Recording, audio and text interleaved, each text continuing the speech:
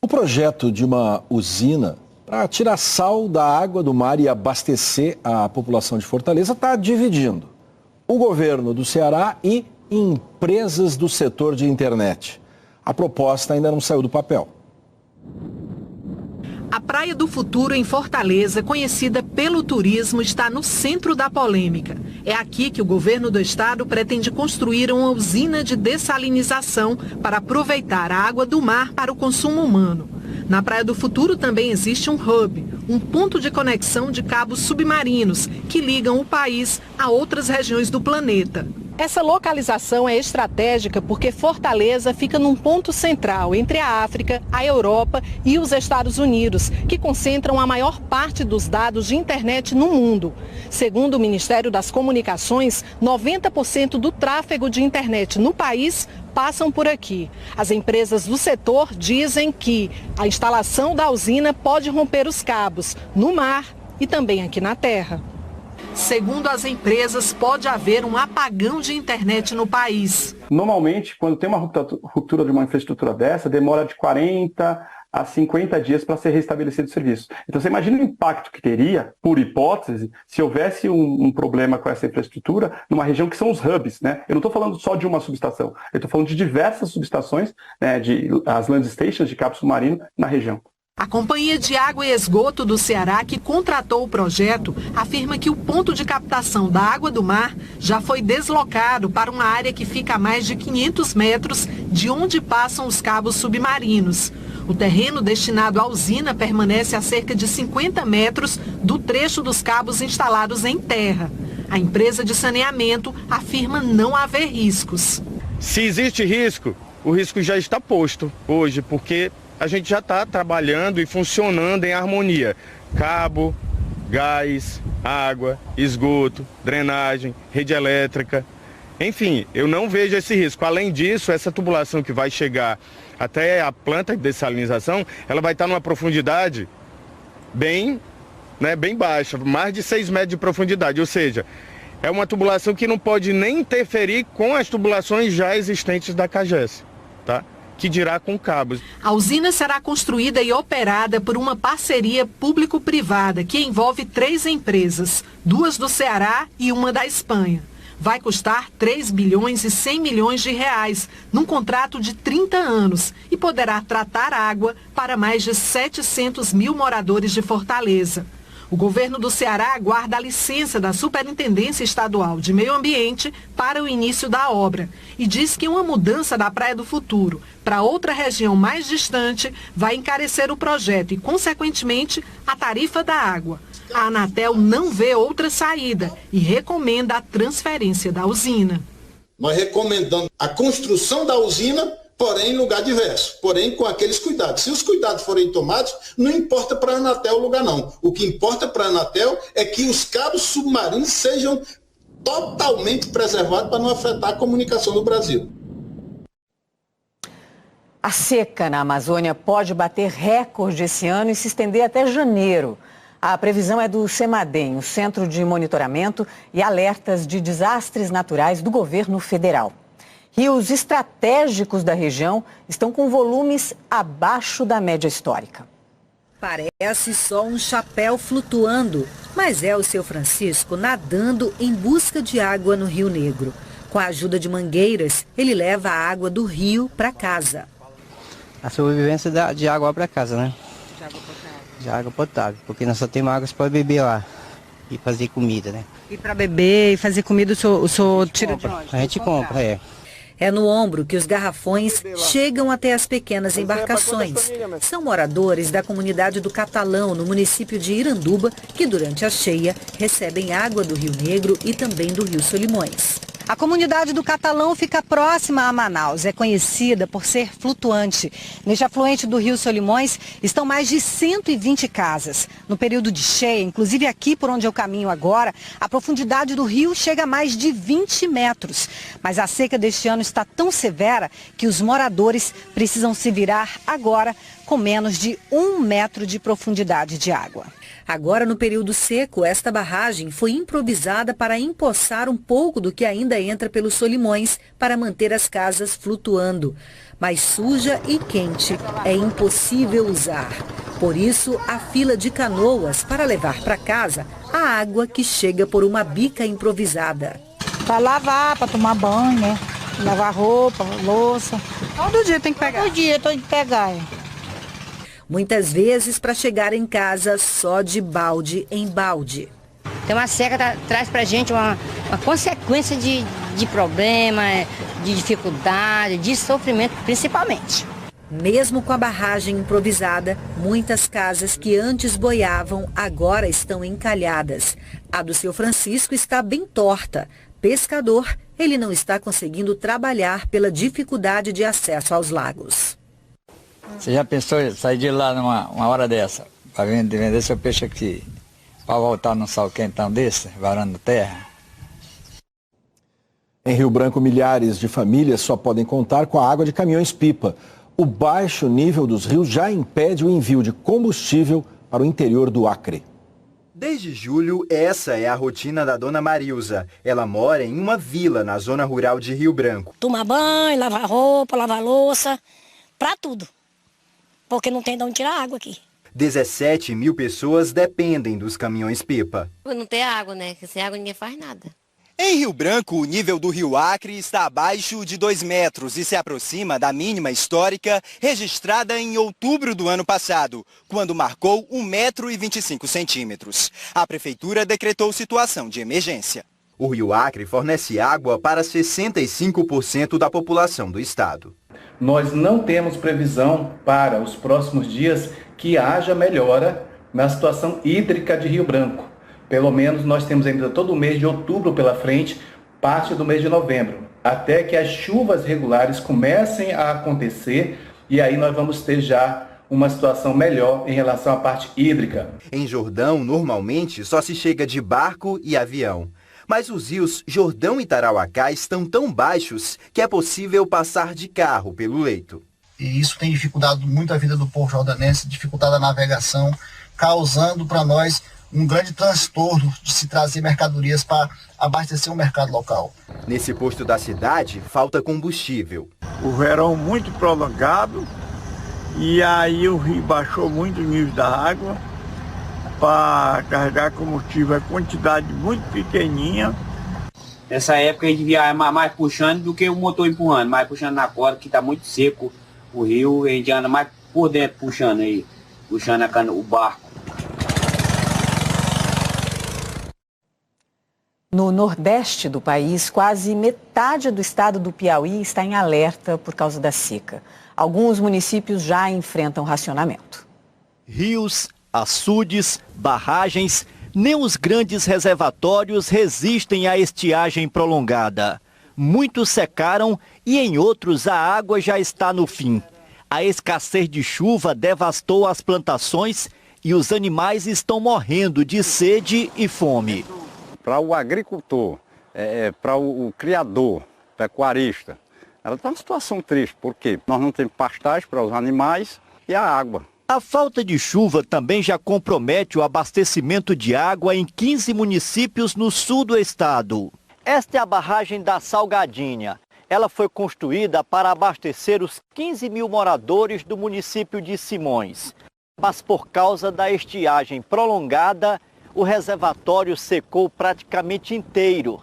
Com a torneira vazia, muita gente tem que comprar água potável. O caminhão-pipa com 7 mil litros chega a custar R$ 700. Algumas famílias deixam de comprar comida para ter água em casa. Até que você estando com fome, você toma um copo de água, você se alimenta, você se sustenta, né? Sem a água da chuva, milhares de cisternas também secaram. Seu Valdivino foi obrigado a comprar água para o consumo da família e do pequeno rebanho de ovelhas. Aquilo que vem para a boca da gente, a gente reparte, que quem é que quer ver um bichinho morrer com fome e sede? Para tentar amenizar os efeitos da seca, o governo federal reativou o programa Água Doce, que usa tecnologia israelense para transformar a água salobra retirada de poços em água potável. O projeto atualmente beneficia 3 mil famílias.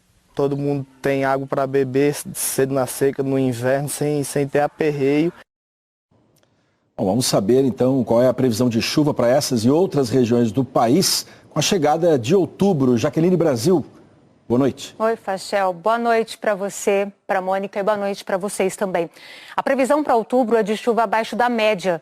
No norte, em parte do nordeste e do centro-oeste, principalmente na área em laranja escuro. Em Mato Grosso, Pará, Amazonas e Roraima.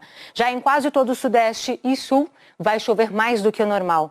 As temperaturas devem ficar acima da média em todas as regiões e há a possibilidade de uma nova onda de calor. O El Niño será o principal responsável por manter essas condições. Com a água do Oceano Pacífico mais quente, as baixas pressões, ciclones e frentes frias vão permanecer concentrados mais ao sul e as massas de ar seco no centro-norte do país. Amanhã, um alerta de temporal vale para o Acre, oeste do Amazonas, divisa de Mato Grosso do Sul com Goiás, grande parte de Minas Gerais, Rio de Janeiro e São Paulo e a pior condição para a área em vermelho.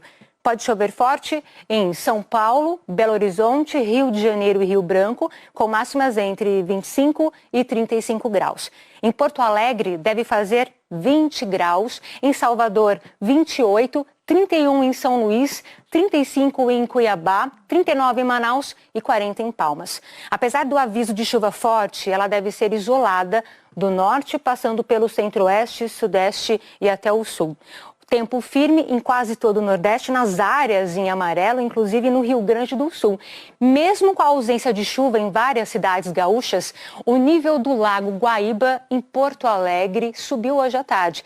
No Cais Mauá, a água atingiu quase 2,90 metros, um pouco abaixo da cota de inundação.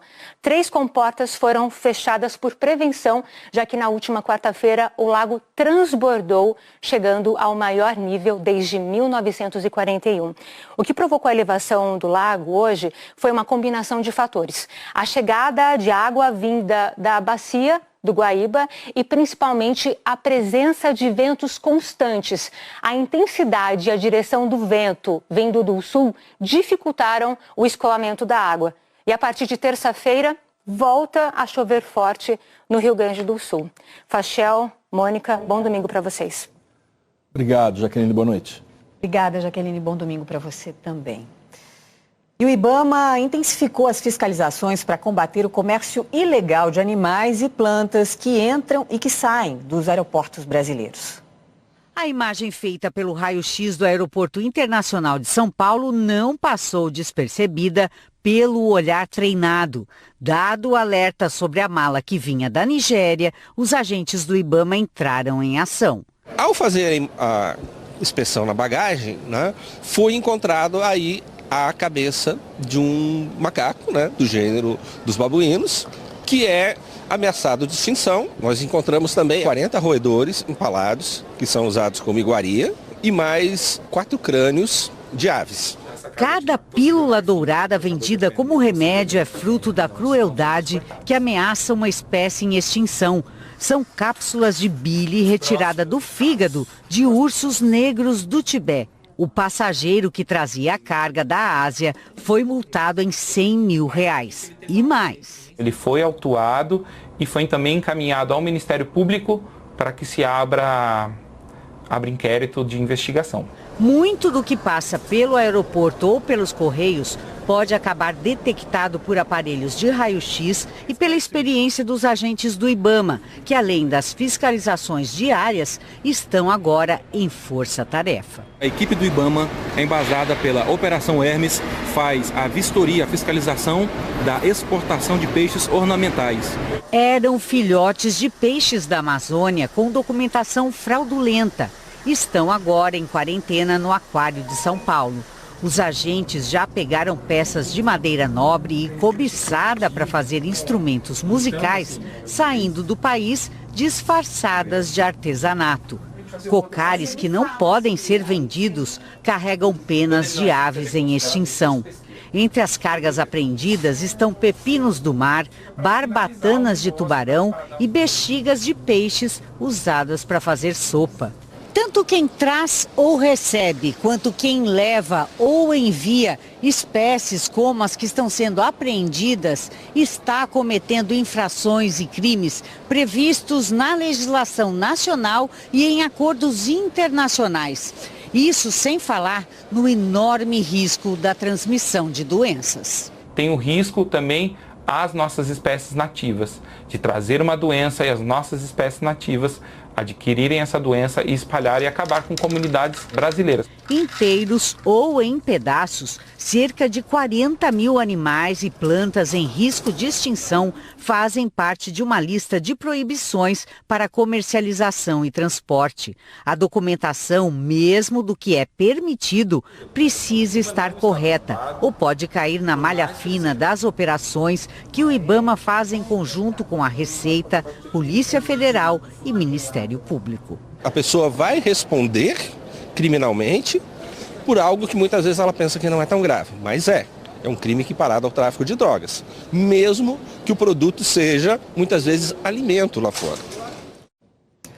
A Polícia Federal prendeu 2 pessoas no Pará suspeitas de financiar ataques para impedir ações de combate ao desmatamento na terra indígena Ituna-Itatá, no sudoeste do estado.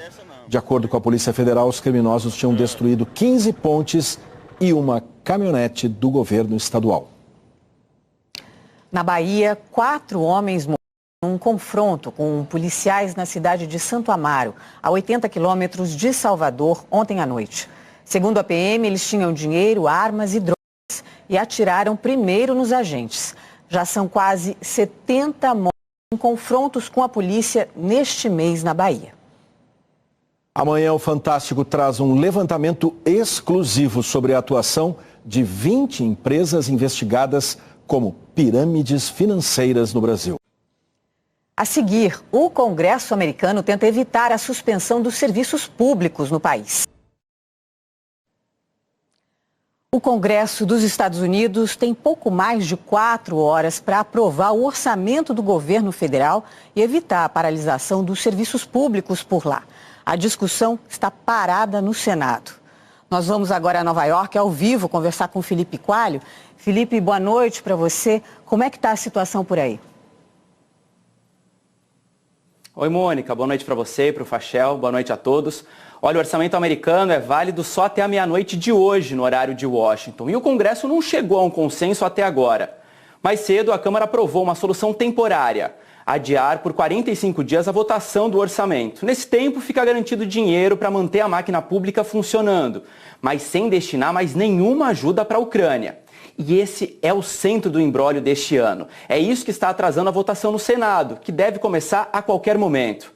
Nas duas casas, há divergência sobre um novo pacote de 24 bilhões de dólares aos ucranianos, 14 bilhões só em ajuda militar. A proposta é defendida pela Casa Branca, mas parte da oposição republicana é contra.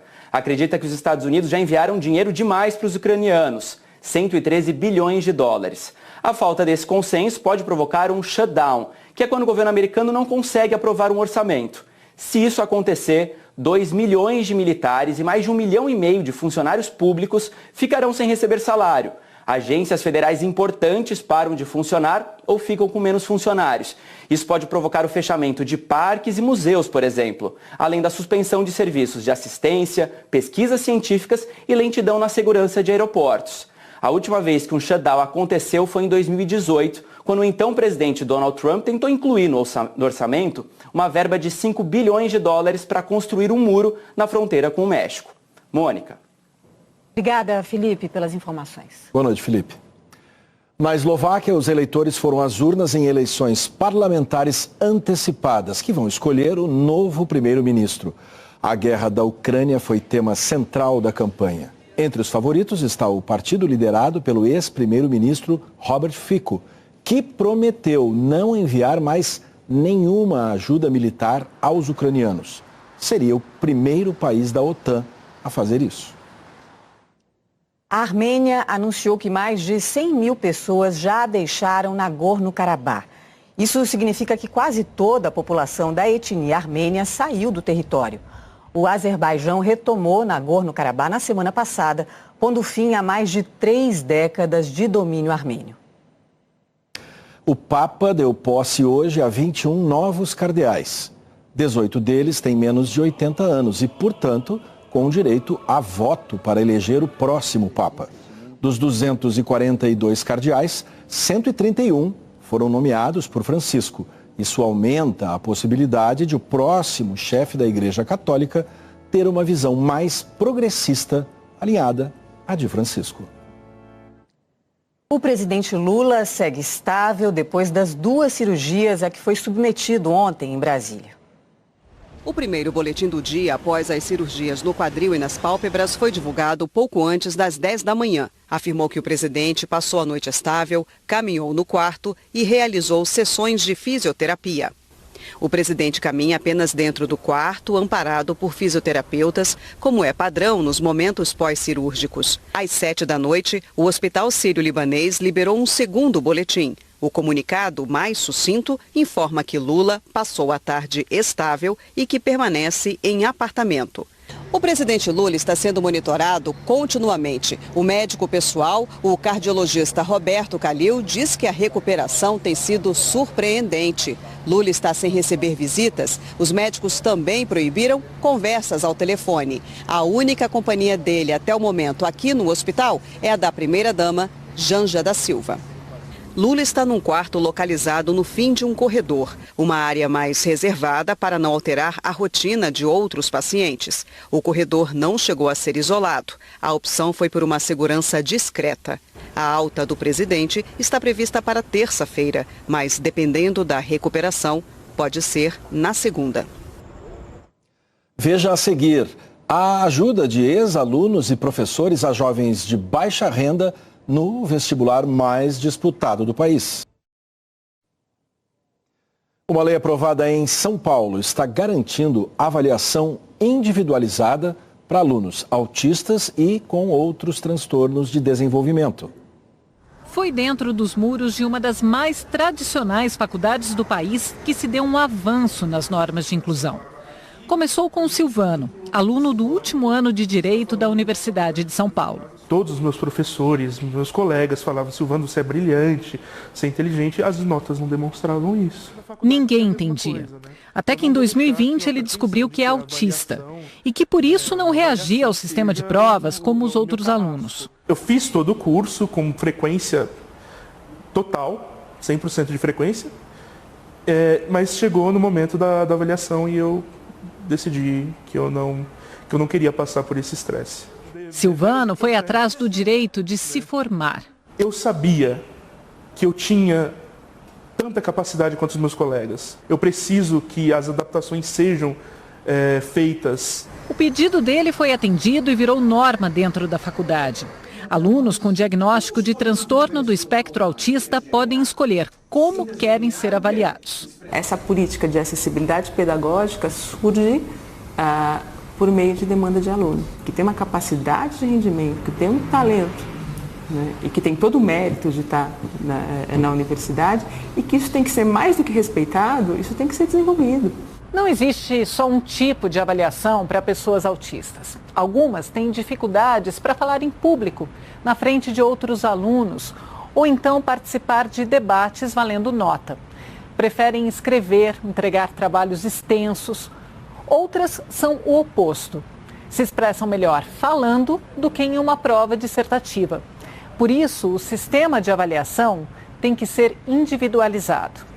No estado de São Paulo, isso agora é lei e vale para todos os níveis de ensino, do fundamental ao superior. O texto nasceu da vivência do Arthur, autista e estudante do 2º ano de medicina. Eu precisei brigar muito desde pequeno. Meus pais, eles brigavam muito com a minha escola para eu poder fazer coisas simples como provas com tempo adicional ou até a substituição de provas por trabalhos quando fosse necessário. Só que a maioria das pessoas autistas, mesmo reivindicando muito, mesmo brigando muito, não tem acesso a esse direito. O pedagogo e presidente da Associação Nacional para a Inclusão das Pessoas Autistas diz que mudar o jeito de avaliar não significa pegar mais leve.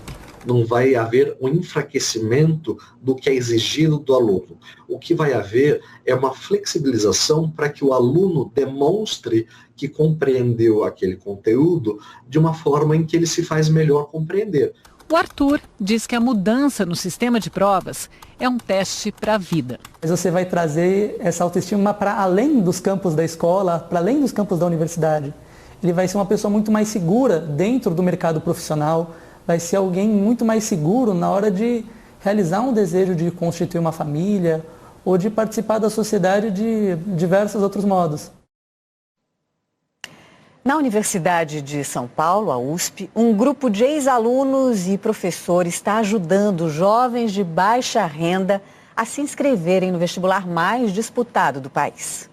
O Guilherme encara uma rotina pesada de estudos para o vestibular de História. Faz o 3º ano do ensino médio e reforça a preparação neste cursinho popular.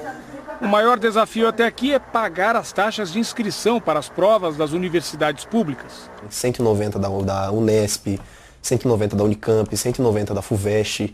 Isso é um dinheiro que muita gente não tem. Ele tentou, mas não conseguiu isenção na taxa de inscrição para a FUVEST, porque não reuniu todos os documentos necessários a tempo. Pedem não só documentos referentes ao inscrito, mas a família, a renda, localidade, uma ansiedade a mais no período de estudo, que é um pouco puxado. Dos quase 33.700 candidatos que pediram a isenção da taxa da FUVEST do ano passado, menos de 7.000 foram atendidos, ou seja, 20%. A preocupação com o futuro desses vestibulandos levou um grupo de estudantes e professores da própria Universidade de São Paulo a organizar uma campanha para arrecadar dinheiro e pagar as inscrições de quem não tem condições financeiras de arcar com a taxa. Em 3 anos, a iniciativa abriu portas para 4.000 candidatos. 80 deles já estão cursando universidades públicas. O requisito para o candidato receber o benefício do movimento Amplia é ter renda familiar de até 1,5 salário mínimo e apresentar um comprovante de renda ou uma declaração de próprio punho, no caso de um trabalhador informal. A prioridade é ajudar vestibulandos pretos, pardos e indígenas. O projeto recebe as doações por Pix.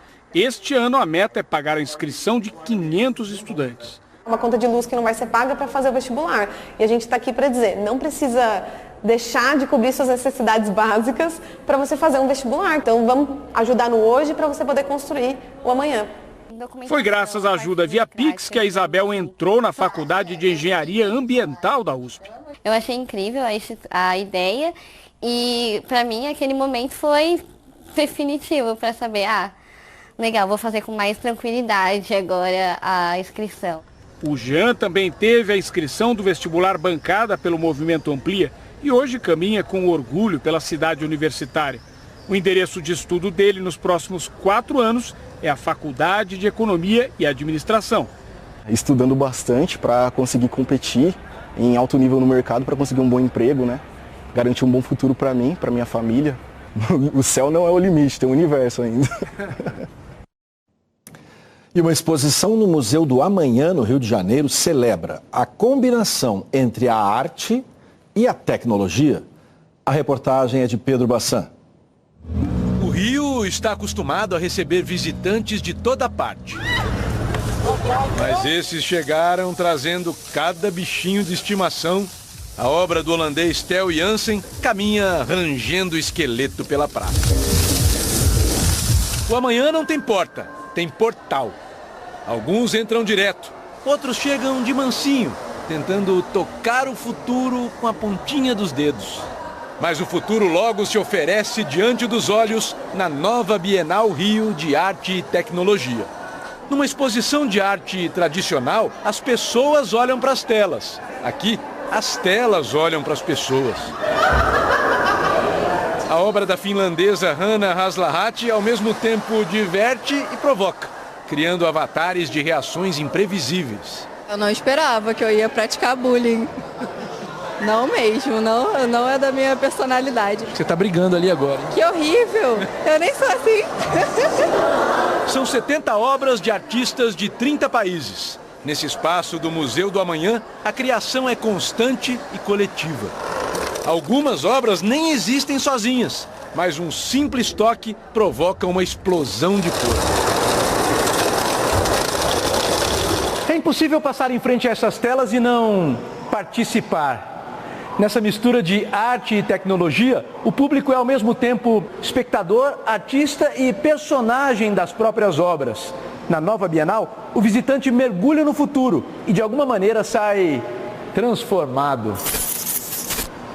A obra do holandês Matthias Ostrick já valeria por uma exposição inteira, criando infinitamente quadros e sorrisos.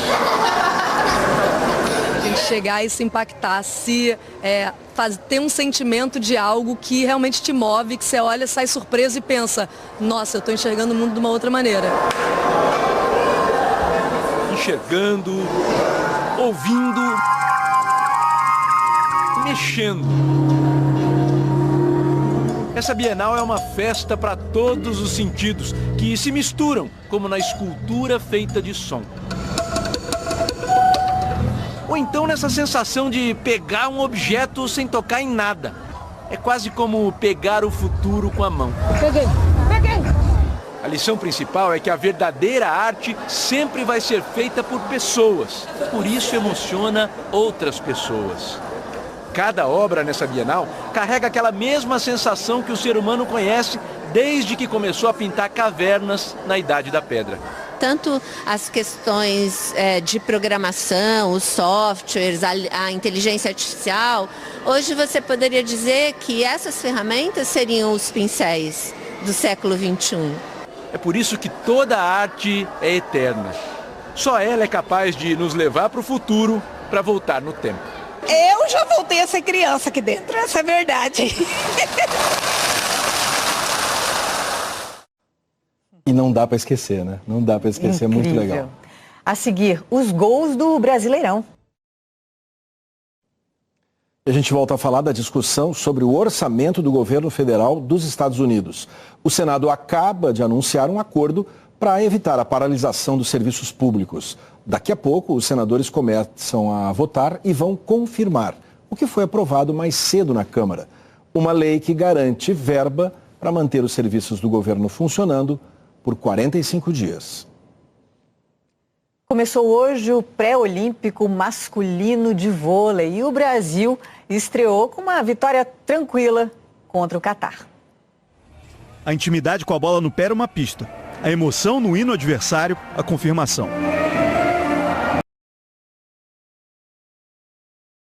Esse time de vôlei do Catar tem um pouquinho de Brasil. O Renan Ribeiro, ponteiro de 33 anos, nasceu em São Paulo, mas tem cidadania catari. Tá louco.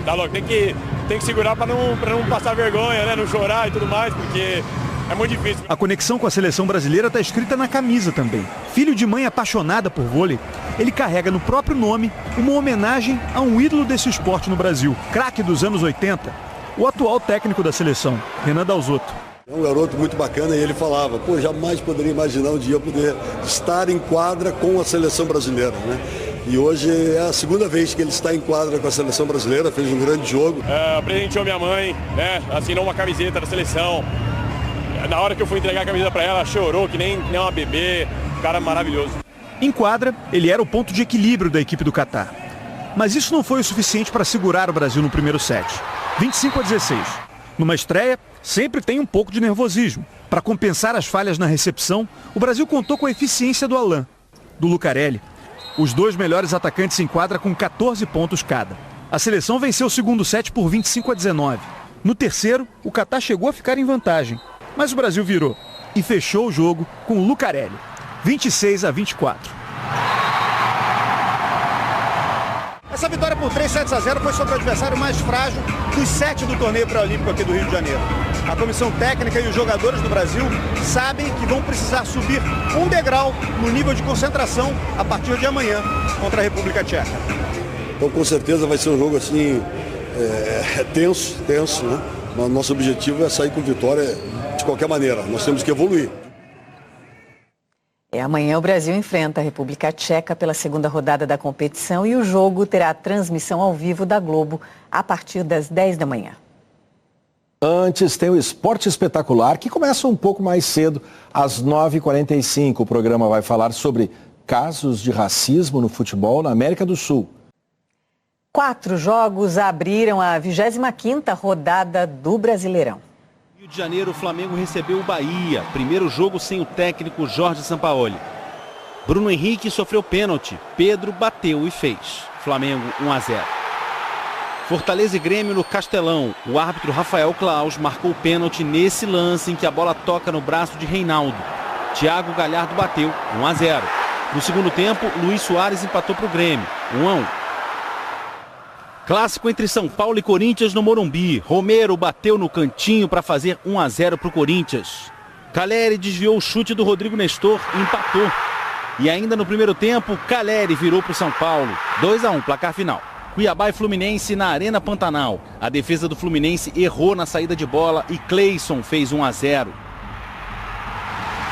Aí o zagueiro Alain Pereur pegou de primeira bonito e marcou o segundo do Cuiabá. Golaço. No fim, Fernando Sobral ainda aumentou 3-0. E estas foram as notícias de hoje do Jornal Nacional. Uma boa noite para você. Boa noite, um ótimo domingo. Fala galera, beleza? Aqui quem fala é o Diego, canal Diego Esportes. E tô chegando para te avisar que hoje tem São Paulo e Corinthians pela 25ª rodada do Campeonato Brasileiro. E nesse vídeo você vai saber tudo sobre essa partida. As principais e últimas informações da equipe de São Paulo e também as últimas notícias da equipe do Corinthians. O São Paulo, que vem de vitória na última rodada, jogando contra Curitiba, joga hoje no Morumbi e vem em busca de 3 pontos para subir na tabela de classificação.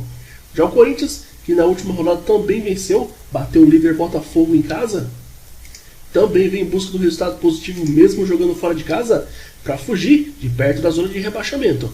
Então, se você é torcedor do São Paulo ou torcedor do Corinthians, já faço o convite. Se inscreva agora aqui no nosso canal, já vai deixando seu like no vídeo para nos ajudar. Ativa também o sininho de notificação para você receber nossos próximos vídeos. E comente embaixo seu palpite, porque São Paulo e Corinthians entram em campo neste sábado, às 6h30 da tarde, no horário de Brasília, em clássico da 25ª rodada do Brasileirão. O São Paulo chega ao clássico ainda festejando a conquista da Copa do Brasil. O clube deve levar a taça para exibi-la à torcida no clássico. No meio de semana, com reservas, o time de Dorival Júnior encerrou o incômodo jejum de mais de 2 jogos sem vencer no Brasileiro ao bater o Curitiba em casa. Com a vitória chegou aos 31 pontos e se colocou em situação mais confortável na tabela, a 6 pontos da zona de rebaixamento. Já o Corinthians tem um olho no Majestoso e outro na semifinal da Copa Sul-Americana. Na terça-feira, o Timão decide uma vaga na final contra o Fortaleza.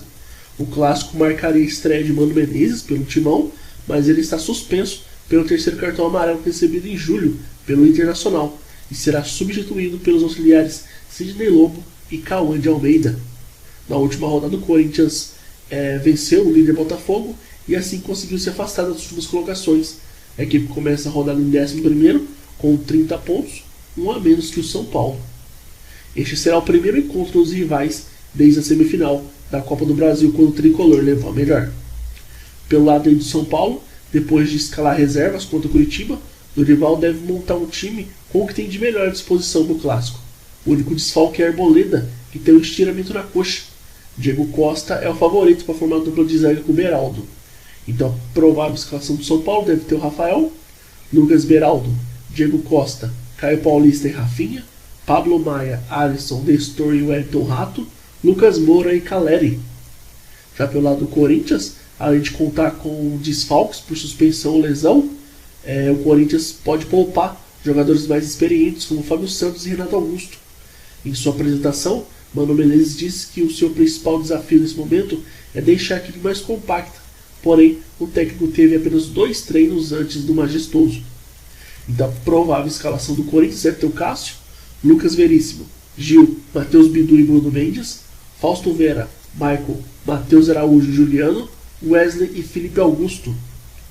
O jogo hoje vai ser pitado por Flávio Rodrigues de Souza, vai ter o assistente número 1, Deusa Inês Bach, assistente número 2, Evandro de Melo Lima, quarto árbitro, Vinícius Gonçalves Dias Araújo, e no VAR teremos o Daniel Nobre Bins. Hoje o São Paulo está na 10ª colocação, 24 jogos, 31 pontos, 8 vitórias, 7 empates, 9 derrotas, 29 gols marcados, 26 gols sofridos e um saldo de 3. Já o Corinthians logo abaixo, 11º colocado, 24 jogos, 30 pontos, são 7 vitórias, 9 empates, 8 derrotas, 28 gols marcados, 29 sofridos e um saldo de -1. Aí na próxima rodada o São Paulo joga fora de casa e enfrenta o Vasco. E o Corinthians na próxima rodada em casa recebe a equipe do Flamengo. Então é isso, rapaziada. Desejamos a todos aí um ótimo jogo. Que vençam o melhor. Fiquem todos com Deus. E até a próxima.